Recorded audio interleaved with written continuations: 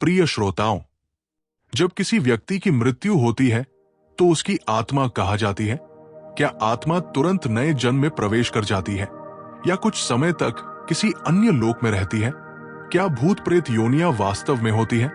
आज हम इन्हीं प्रश्नों का गहन अध्ययन करेंगे। एक मृत्यु के बाद आत्मा की पहली स्थिति।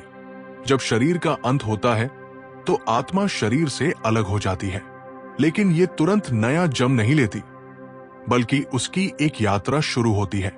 भगवद गीता, उपनिषद और गरुड़ पुराण के अनुसार आत्मा को सबसे पहले अपने कर्मों का विश्लेषण करना पड़ता है। क्या आत्मा को एहसास होता है कि वो मर चुकी है? हाँ, लेकिन ये हर आत्मा के लिए अलग होता है। जो व्यक्ति आध्यात्मिक रूप से जागरूक होता है वो सहजता से इस स्थिति को स्वीकार कर लेता है, लेकिन जो भौतिक संसार से अत्यधिक जुड़ा होता है उसे ये स्वीकार करने में कठिनाई होती है। अशांत आत्माएं भूत प्रेत क्यों बनती हैं? कुछ आत्माएं किसी अधूरी इच्छा, अचानक मृत्यु या गहरे कष्ट के कारण अगले जन्म की यात्रा में रुकावट का सामना करती है। वे किसी विशेष स्थान से बंधी रह सकती हैं और कभी कभी भूत प्रेत के रूप में महसूस की जाती है। दो स्वर्ग, नरक और अन्य लोकों का अस्तित्व। हिंदू धर्म के अनुसार मृत्यु के बाद आत्मा को यमलोक ले जाया जाता है, जहां उसके कर्मों का लेखा जोखा होता है। गरुड़ पुराण के अनुसार पुण्य आत्माएं उच्च लोकों में जाती हैं, जिन्हें स्वर्ग, देवलोक या ब्रह्मलोक कहा जाता है। पापी आत्माएं नरक के विभिन्न स्तरों में जाती हैं, जहां उन्हें अपने कर्मों का फल भुगतना पड़ता है। सामान्य आत्माएं, जो न पूरी तरह पुण्यवान होती हैं और न ही अत्यधिक पापी, उन्हें पुनर्जन्म के लिए भेजा जाता है। नरक का अस्तित्व क्या वास्तविक है?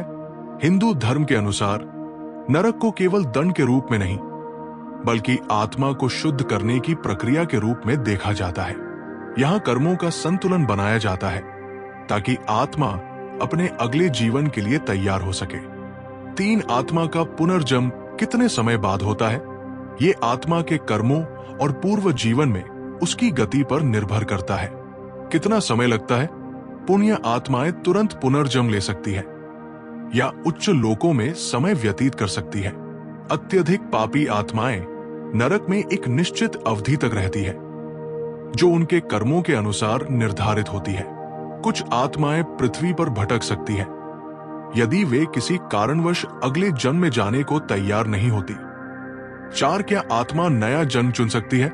कुछ धार्मिक ग्रंथों के अनुसार आत्मा को अगले जन्म के लिए कुछ हद तक चुनाव करने का अधिकार होता है। ये चयन पूरी तरह उसके कर्मों पर निर्भर करता है।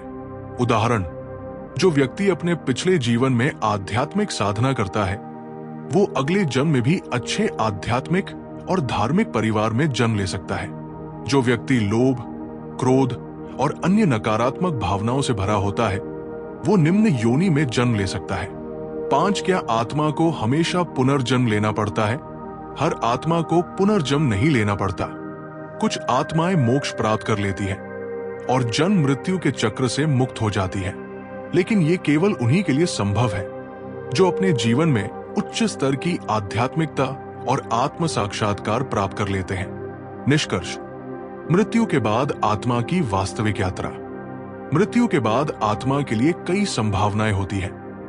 पुनर्जन्म, स्वर्ग, नरक या मोक्ष। आत्मा का अनुभव उसके कर्मों पर आधारित होता है। अशांत आत्माएं कभी कभी भूत प्रेत के रूप में रह सकती हैं। पुनर्जन्म का समय और स्थान कर्मों के अनुसार निर्धारित होता है। अगले भाग में हम जानेंगे कि भूत प्रेत योनि से कैसे मुक्त हुआ जा सकता है, आत्मा की शुद्धि कैसे होती है और क्या मृत्यु से पहले ही अगले जन्म की झलक मिल सकती है।